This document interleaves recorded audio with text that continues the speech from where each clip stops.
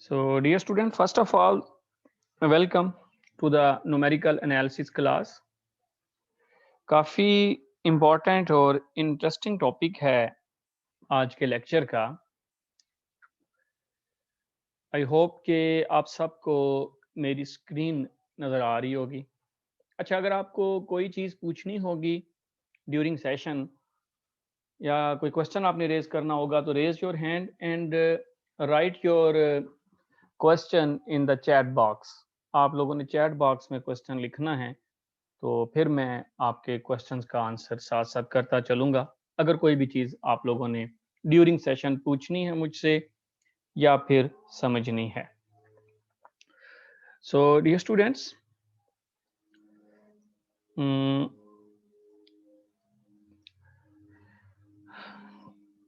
आप लोग ना नेक्स्ट स्लाइड में एक आप लोगों के लिए टेबुलर डेटा है। If you see it for the 30 second, okay,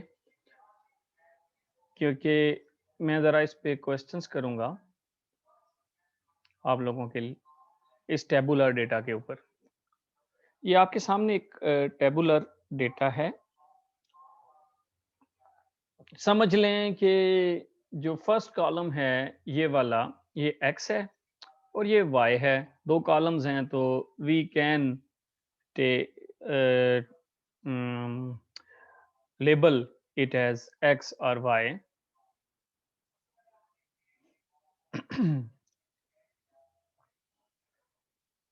अगर आप इस टेबुलर डेटा को गौर करते हैं तो 0 के करस्पॉन्डिंग एक वैल्यू है, 0.5 के करस्पॉन्डिंग एक वैल्यू है, 1 के करस्पॉन्डिंग एक वैल्यू है, इसी तरह 1.5, 2 एंड 2.5।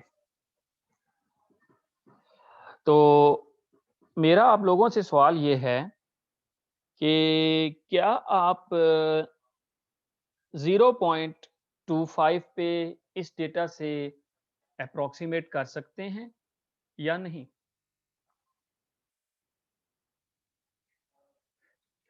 इस डेटा से अगर मैं आपसे कहूं कि मुझे वैल्यू चाहिए एट 0.25 और 0.75 और 1.1 और 1.25, या फिर मैं आपसे कहूं मुझे 2.25 पे। अब देखें ना, मैं जानबूझ के डेलिबरेटली उन नंबर्स को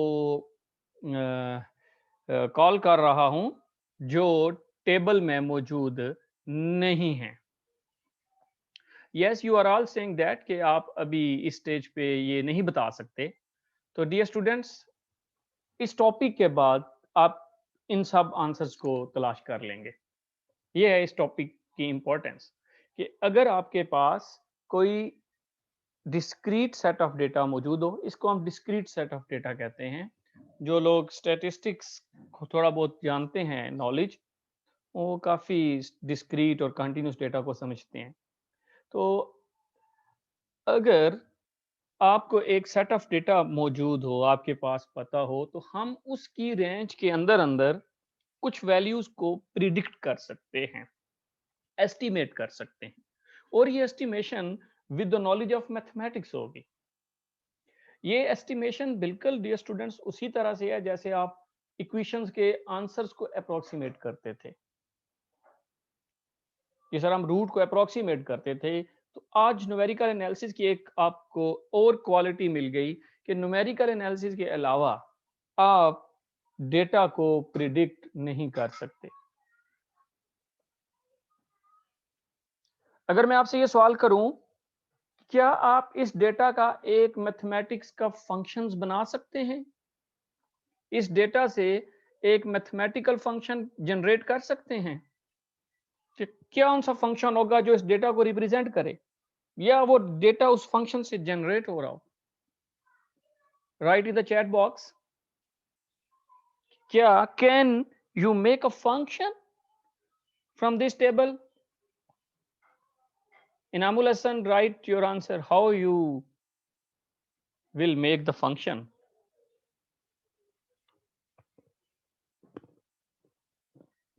इनाम बेटा आपने यस कहा है ना? कैसे बनाएंगे? Again write in the chat box. Jamat Ali saying no. Of course अभी आप इस स्टेज पे हैं कि आप लोग इस टेबुलर डेटा से एक मैथमेटिकल फंक्शंस नहीं बना सकते। तो आने वाला टॉपिक जो है आपको फंक्शन भी बना देगा। बेसिकली हम बल्कि करेंगे क्या, पहले एक हम फंक्शन बनाएंगे और फिर हम प्रिडिक्ट करेंगे। आप खुद सोचे ना, अगर हमें पता चल जाए कि x ये है, f ऑफ x ये है, कोई वैल्यू एफ एक्स की, तो फिर हम उस एफ एक्स में जो मर्जी पुट करते रहेंगे, हमें एस्टिमेट मिलता रहेगा। तो पता चला एस्टिमेट करने से भी पहले हमें जो काम करना पड़ेगा वो इस डेटा का एक मैथमेटिकल फंक्शन बनाना पड़ेगा। मेरा आपसे तीसरा सवाल है, क्या आप इस टेबुलर डेटा का डेरिवेटिव ले सकते हैं? आगे तो आप डेरिवेटिव फंक्शंस के लेते रहे हैं हमेशा, जो आपने कैलकुलस पढ़ी। अगर आपके पास ऐसे न्यूमेरिकल डेटा हो तो क्या आप इसका डेरिवेटिव फाइंड आउट कर सकते हैं? तो ऑफ कोर्स अब सबका जवाब होगा नहीं, कि हम इसका डेरिवेटिव नहीं निकाल सकते। लेकिन अगेन अगर हम इसका एक फंक्शन बना लें तो उस फंक्शन का डेरिवेटिव लिया जा सकता है। तो इस न्यूमेरिकल डेटा का हम डेरिवेटिव भी कैलकुलेट कर सकते हैं और बिल्कुल उसी तरह हम इस न्यूमेरिकल डेटा की इंटीग्रेशन भी निकाल सकते हैं। अब आप यूं समझें कि ये डेटा को एक्सपेरिमेंट से भी तो आ सकता है ना। अब जब कभी भी इंजीनियर्स या फिजिस्ट्स जो भी लोग हैं वो एक्सपेरिमेंट करते हैं, जब वो एक्सपेरिमेंट्स करते हैं साइंटिस्ट इवन, तो उन एक्सपेरिमेंट से एक न्यूमेरिकल डेटा जनरेट होता है। अब उस जनरेटेड डेटा को एनालिसिस के लिए उसका डेरिवेटिव, उसकी इंटीग्रेशन और उसके डिफरेंट अदर अननोन वैल्यूज पे रिजल्ट्स उनको चाहिए होते हैं। मिसाल के तौर पर अगर यही डेटा रॉकेट की मैं कहूं मोशन को रिप्रेजेंट करता है, x मींस रॉकेट का डिस्टेंस है विद रिस्पेक्ट टू टाइम। अगर मैं कहूं ये टाइम है सारा, ये टाइम है और ये रॉकेट का डिस्प्लेसमेंट है कि जीरो पे था, 0.5 पे इस पोजीशन में पहुंच गया, 1 पे इधर एंड सो ऑन। तो अगर हम इसको डिफरेंशिएट करेंगे तो हमें वेलोसिटी मिल जाएगी ना। तो हम उसकी पोजीशन से इसकी वेलोसिटी कैलकुलेट कर सकते हैं इस डेटा से। मजीद वेलोसिटी को इंटीग्रेट करें, सॉरी डिफरेंशिएट करें, तो आपको एक्सेलरेशन मिल जाएगा रॉकेट का। इसी तरह अगर ये वेलोसिटी डेटा अगर ये वेलोसिटी का हो, हम इसको इंटीग्रेट करेंगे तो हमें उसकी डिस्प्लेसमेंट मिल जाएगी। तो ये डेरिवेटिव और इंटीग्रेशन इनकी फिजिकली मीनिंग्स है ना। तो इसलिए डेटा को प्रिडिक्ट करना, डेटा को एस्टिमेट करना इंतहाई इंपॉर्टेंट काम हुआ। कि इसका मतलब ये हुआ है कि आज के लेक्चर में जो हम आगे बढ़ेंगे, हम क्या करेंगे, हम इस न्यूमेरिकल डेटा में एस्टिमेट करेंगे कुछ अननोन वैल्यूज के ऊपर। लेकिन याद रखिएगा वो जो वैल्यूज हैं वो इस डेटा के विद इन होनी चाहिए। मिसाल के तौर पर अब 3 पॉइंट पे मैंने 3 का नाम नहीं लिया था, उसके लिए कुछ और काम करना पड़ेगा। तो अभी जो हम पढ़ेंगे वो डेटा के इनसाइड वैल्यूज के ऊपर एस्टिमेशन की तरफ हम जाने लगे हैं। इस एस्टिमेशन को डियर स्टूडेंट्स हम न्यूमेरिकल एनालिसिस में जो इसका एक नाम है उसको हम कहते हैं इंटरपोलेशन। दिस इज, तो आज आप इंटरपोलेशन पढ़ने जा रहे हैं। अब इंटरपोलेशन उन तमाम सवालों के जवाब देगी आपको कि न्यूमेरिकल डेटा में आप विद इन डेटा किसी अननोन वैल्यू पे, नोन वैल्यू से, जैसे आपके पास ये नाउन डेटा है 1.5 पे तो वैल्यू पता है हमें, लेकिन 1.25 पे नहीं पता, तो इंटरपोलेशन आपको रिजल्ट दे देगी 1.25 पे। इसी तरह 0.75 पे भी हमें रिजल्ट मिल सकता है। इसी तरह हमें 2.1 पे भी रिजल्ट मिल सकता है, 2.25 पे भी रिजल्ट मिल सकता है, 2.3 पे भी रिजल्ट मिल सकता है। तो ये रिजल्ट्स जो नाउन डेटा से अननाउन डेटा के रिजल्ट्स को निकालना, इसको हम कहते हैं इंटरपोलेशन। और अगर हम डेटा को एस्टिमेट करे 3 पे, 4 पे, ऐसी वैल्यूज जो डेटा की रेंज से बाहर चली जाएं, तो डियर स्टूडेंट्स उसको हम कहते हैं एक्स्ट्रापोलेशन।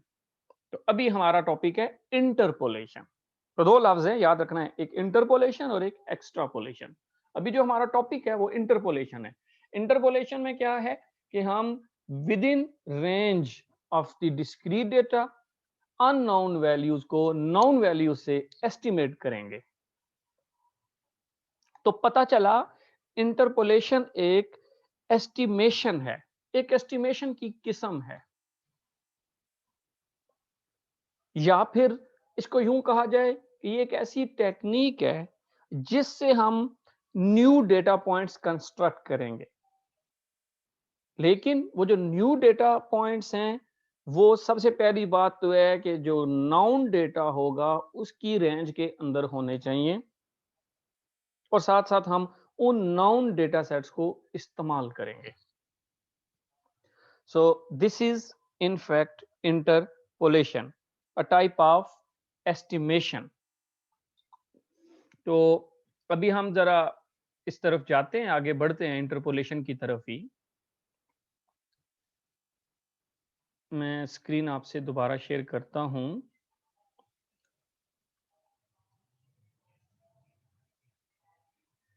ओके डियर स्टूडेंट्स, अब आपको मेरी नई स्क्रीन नजर आ रही होगी। Are you seeing this screen?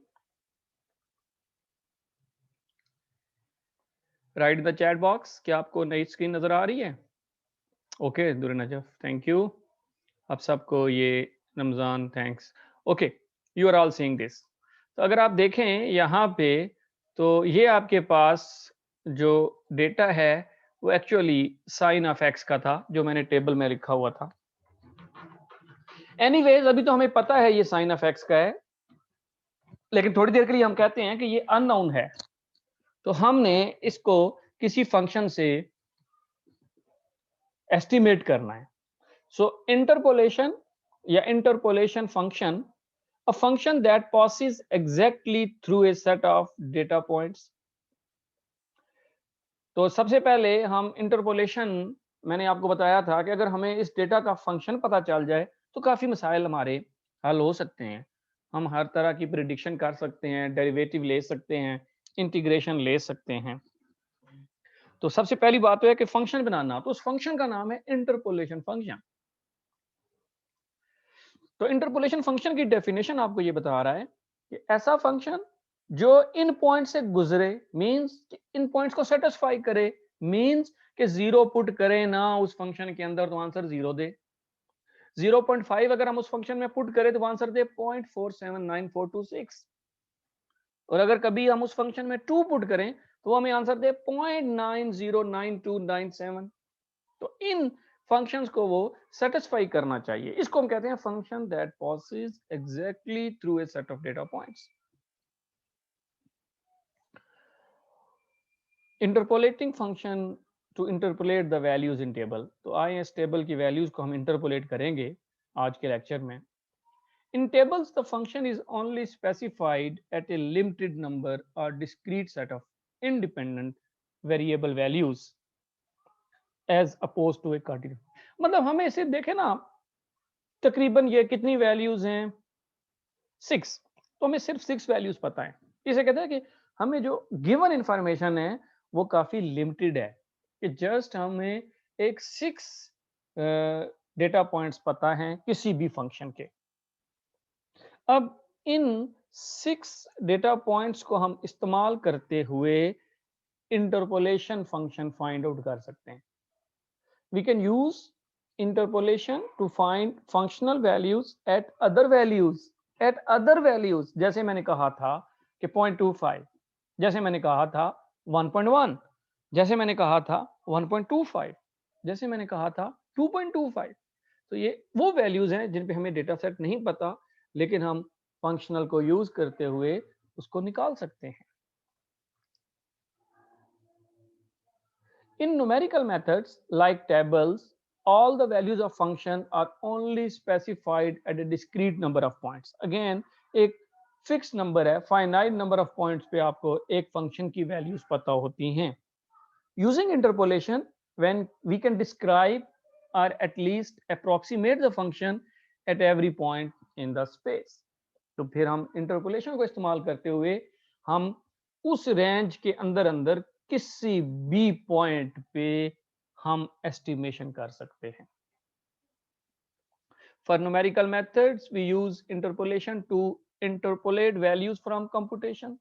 तो ये थोड़ा सा इस्तेमाल है इसका कि हम इंटरपोलेट करते हैं कंप्यूटेशन वैल्यूज को, फिर हम इसमें से न्यूमेरिकल इंटीग्रेशन स्कीम्स डेवलप करते हैं, डिफरेंशिएशन स्कीम्स डेवलप करते हैं, और इन सारी स्कीम्स का फिजिकल मीनिंग भी है, जैसे मैंने रॉकेट की एग्जांपल दी थी. अब दूसरी तरह ये भी समझ लें कि ये किसी चीज़ का टेम्परेचर है, तो ये टेम्परेचर टाइम के साथ साथ वेरी कर रहा है, तो फिर आप मुख्तलिफ पॉइंट्स पे टेम्परेचर को प्रेडिक्ट कर सकते हैं. तो मैथमेटिक्स है, आप इंजीनियरिंगली, साइंटिफिकली, फिजिकली इसको किसी भी एक चीज से रिलेट कर सकते हैं. So this is in fact the uses. Interpolation is typically not used to obtain a function description of measured data since errors in the data may lead to a poor representation. ये बात भी important है कि आपको पता है कि मैंने पहले ही कहा था कि इंटरपोलेशन क्या है, एक एस्टिमेशन है, और जो भी हम एस्टिमेशन करते हैं ना डियर स्टूडेंट्स, उसमें एरर्स होते हैं. जैसा कि आपने एरर्स कैलकुलेट भी किए हैं अपने न्यूमेरिकल मेथड्स के अंदर, तो जो भी हम इसमें डेटा मेजर करेंगे उसमें कुछ ना कुछ एरर होगा. ये जी फर्स्ट इंटरपोलेशन है जो मैंने आपके सामने रखी है. This is called the linear interpolation.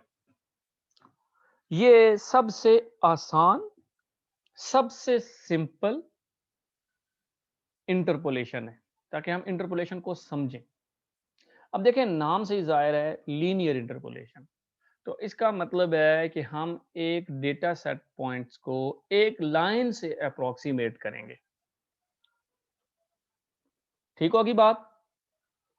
इसलिए इसको कहते हैं दिस इज लीनियर इंटरपोलेशन. ये फर्स्ट इंटरपोलेशन है and is very simple.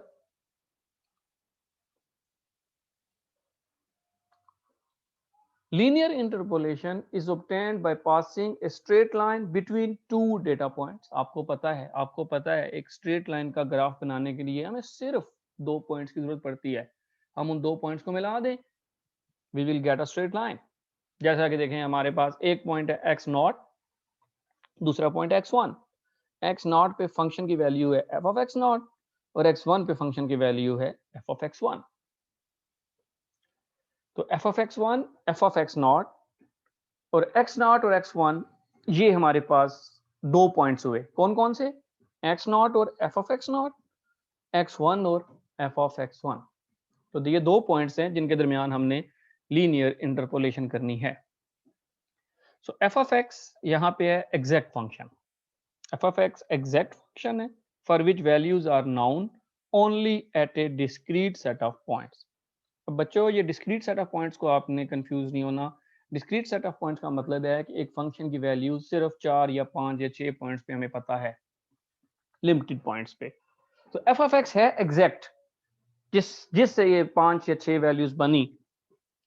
g of x जो हम इंटरपोलेटेड फंक्शन करेंगे, तो हमारे पास अब 2 फंक्शन हुए ना, एक f of x जो कि एग्जैक्ट है, ट्रू फंक्शन है, और g of x here is approximated function जो इस f of x को अप्रोक्सीमेट करेगा, जिसको हम फिर इंटरपोलेटेड अप्रोक्सीमेशंस भी कहते हैं या इंटरपोलेशन फंक्शन भी कहते हैं.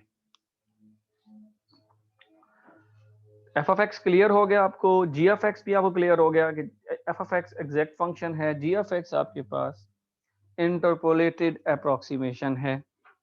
x0 और x1 जो आपके पास हैं, these are the data points. इनको हम इंटरपोलेशन पॉइंट्स भी कहते हैं या फिर इनको हम नोड्स भी कहते हैं. इन टेबुलर फॉर्म, अगर हम टेबुलर फॉर्म देखें तो हमारे पास ये सिचुएशन बनेगी, x0 f of x0, x1 f of x1. x पे हम अप्रोक्सीमेट करना चाहते हैं इन बिटवीन, ना ये x x0 से लेस है और ना ही x1 से ग्रेटर है, तो इन दोनों के दरमियान हम अप्रोक्सीमेशन चाहते हैं, इसलिए मैंने इसको रेड किया हुआ है। सो this is the data in the tabular form. If g is a linear function, अब देखें हम क्योंकि जो इंटरपोलेशन पढ़ने जा रहे हैं वो लीनियर है, तो लीनियर मींस लाइन की इक्वेशन तो ये बनती है ax is equal to b, g of x is equal to a x plus b. तो ये इक्वेशन बन गई आपके पास लाइन की, दैट इज लीनियर इक्वेशन। अब इसमें ए और बी अननोन है जिनको हमने कैलकुलेट करना है, where a and b are unknown coefficients. जब तक हमें ए और बी नहीं पता होगा हमें फंक्शन नहीं पता, तो हम ए और बी जो हैं इन दो पॉइंट्स की मदद से निकालते हैं। किन दो पॉइंट्स की मदद से? कि हमारे पास दो पॉइंट्स थे, एक x not F of x not और दूसरा था x one F of x one. तो अगर हम एक्स नॉट इसमें पुट कर दें तो बनेगा g of x not is equal to f of x not. तो लाजमी बात है क्योंकि इस जी को इसको अप्रोक्सीमेट करना पड़ेगा, तो इसका मतलब है कि जब कभी हम इस x में x नॉट पुट करेंगे तो ये हमें f ऑफ x नॉट देगा। क्या ये स्टेप सबको क्लियर है? Please write in the chat box कि g of x not is equal to f of x not. क्या आप सबको ये समझ आ गई है कि g of x not is equal to f of x not का क्या मतलब है, या ये क्यों लिखा हमने?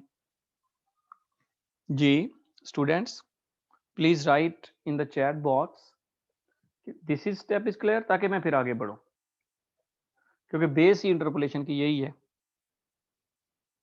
इनाम कह रहे हैं यस, जमात कह रहे हैं रिपीट वन टाइम। ओके, इकरा को समझ आ गई है, गुड।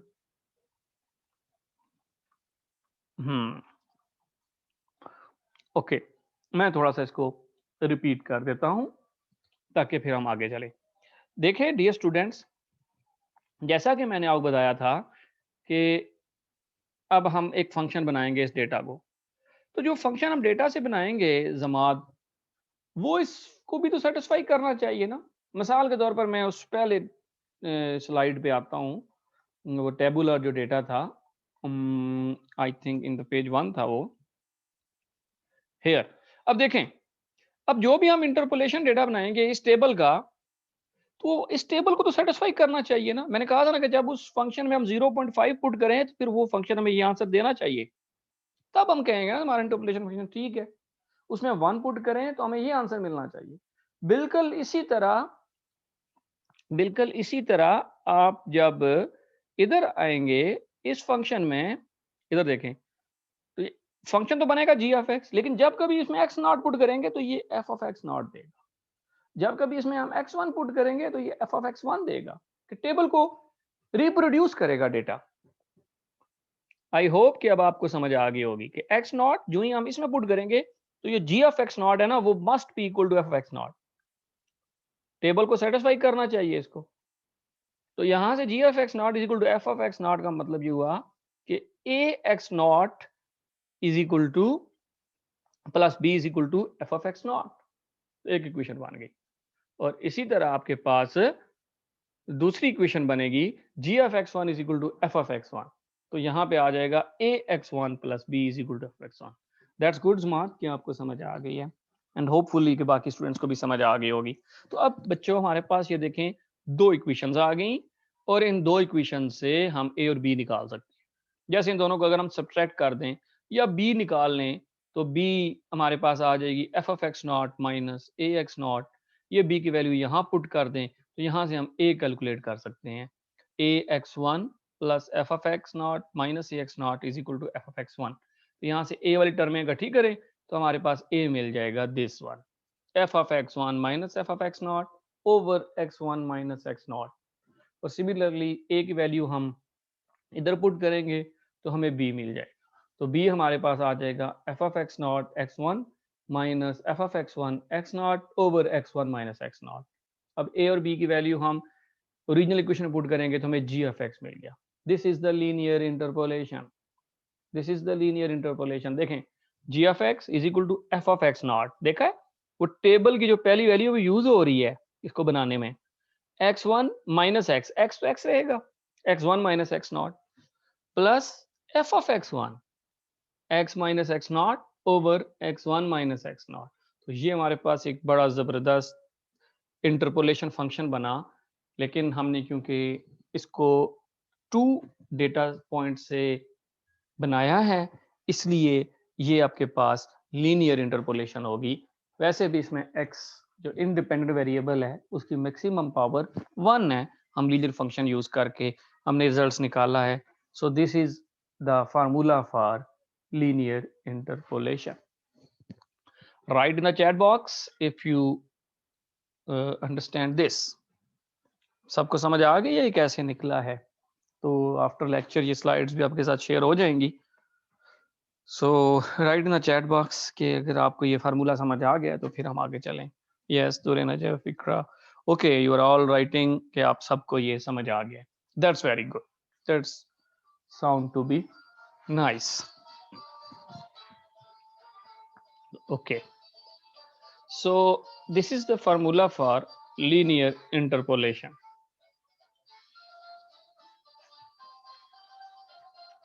हाँ एग्जाम्पल करते हैं।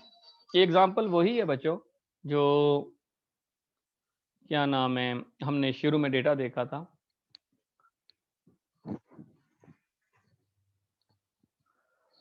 आपके सामने अब डेटा नजर आ रहा है। x 0.5 पे आंसर है 0.47942554 और हमने 0.632 पे निकालना है वैल्यू, और x1 1 पे हमें p1 है। अच्छा अब एग्जैक्ट है साइन x, यहाँ जरा गौर कीजिएगा स्टूडेंट्स। एग्जैक्ट वैल्यू पता है हमें साइन x है, लेकिन हमने इसको पॉलिनोमियल में अप्रोक्सीमेट करना है। ये बड़ी इंटरेस्टिंग बात है। एग्जैक्ट वैल्यू जो एग्जैक्ट फंक्शन है वो ट्रिग्नोमेट्रिक है। वैसे तो हमें एग्जैक्ट पता ही नहीं होता ना। अगर डेटा जैसे मैंने शुरू में आपके सामने पहली स्लाइड लिखी थी टेबल था, आपको क्या पता कौन सा ओरिजिनल फंक्शन है? तो इसका मतलब है फंक्शन जिस तरह का मर्जी हो हम उसको लीनियर इंटरपोलेशन से अप्रोक्सीमेट कर सकते हैं, हम उसको पॉलिनोमियल से अप्रोक्सीमेट कर सकते हैं। अब आपके जहन में सवाल होगा वो सर कैसे?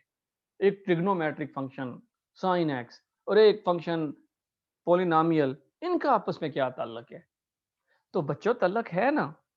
आपने सेकंड ईयर की मैथमेटिक्स में ये ताल्लुक पढ़ा था, आपको याद होगा second chapter Maclaurin series, Taylor series. तो एक तरफ नॉन अलजेब्राइक फंक्शंस थे और दूसरी तरफ अलजेब्राइक फंक्शंस थे। अब साइन एक्स की सीरीज बनाते थे, कॉज एक्स की सीरीज बनाते थे, एक्सपोनेंशियल की सीरीज बनाते थे, लोगरिथमिक की सीरीज बनाते थे। तो पता चला जो भी फंक्शन होगा मैथमेटिक्स में, जितने भी फंक्शन पढ़े हैं उनको हम पॉलिनोमियल से अप्रोक्सीमेट कर सकते हैं। और ये इनकरेजिंग हमें टेलर ने दी थी। सही है, तो ये है एक्चुअली बात। एक्चुअली ये इसमें इंपॉर्टेंट पॉइंट है कि एग्जैक्ट फंक्शन साइन एक्स है, लेकिन जो हमारे पास अप्रोक्सीमेटेड फंक्शन होगा वो होगा लीनियर फंक्शन। तो हम ना इसको अप्रोक्सीमेट कर सकते हैं। अब आप देखें ये एक्स नॉट है, ये एफ ऑफ एक्स नॉट, ये एक्स वन है, ये एफ ऑफ एक्स वन। तो हमें जस्ट ये वैल्यूज यहाँ प्लग इन करनी पड़ेंगी। F of x not put कर देंगे, एक्स वन पुट कर देंगे, एक्स रहेगा, बाकी सब पुट करें। तो आप जरा काम करें, ये पुट करके मुझे बताएं 0.632 पे क्या आंसर आएगा। न्यूमेरिकल एनालिसिस की क्लास है, तो see you in the next session. आप मुझे नेक्स्ट सेशन में जो भी शुरू होगा उसमें आपने मुझे ना इसका आंसर बताना है। अब मैं नहीं कैलकुलेट करूंगा, आप कैलकुलेट करें, तो मैं आंसर आपको इसका नेक्स्ट सेशन में बताऊंगा कि 0.632। ये आप जल्दी से स्क्रीन से नोट कर लें वैल्यूज, 3 ही वैल्यूज हैं, अपनी कॉपीज पे नोट कर लें। और जो ही आप आफ्टर 10 मिनट्स आएंगे तो आप फिर सारे मुझे अपना अपना आंसर बताएंगे, फिर देखते हैं कौन आंसर ठीक लेके आता है। ओके, तो ये वैल्यूज डियर स्टूडेंट्स आप ना अपनी स्क्रीन पे नोट कर लें। शाबाश। आपने 0.632 पे आंसर बताना है कि 0.632 पे क्या आंसर आएगा। ओके, नोट दिस ताकि हम अप्रोक्सीमेट कर लें इसको। You have all noted this expression? आप सब ने इस एक्सप्रेशन को नोट कर लिया? Okay Ramzan. Okay, you are all noted. Okay, अब मैं आपकी तरफ आता हूँ। अगर आपके ज़हन में कोई किसी किस्म का क्वेश्चन, अच्छा, फार्मूला भी कुछ बच्चे कह रहे हैं, तो मैं आपके सामने फार्मूले वाली स्लाइड कर देता हूँ। ये ले बच्चे, आपके सामने फार्मूले वाली स्लाइड है। Please note this also on your notebooks. आइंदा आपने अपनी नोटबुक्स अपने पास रखनी होती हैं, और कैलकुलेटर्स भी, क्योंकि आप लोग न्यूमेरिकल एनालिसिस की क्लास ले रहे हैं, इसमें कैलकुलेटर और बुक नोटबुक ज़रूरी है। तो यहाँ से फार्मूला आप नोट कर लें, तो फिर हम आगे बात शुरू करते हैं। ओके, अगर आपके ज़हन में कोई क्वेश्चन हो, डियर स्टूडेंट्स, किसी किस्म का आपके ज़हन में कोई भी क्वेश्चन आपके ज़हन में हो, तो यू कैन आस्क, और you can write in the chat box. कोई चीज़ जो आपको आज के इस टॉपिक में समझ ना आई हो, तो आप मुझसे वो क्वेश्चन कर भी सकते हैं और पूछ भी सकते हैं। जी, एनी क्वेश्चन?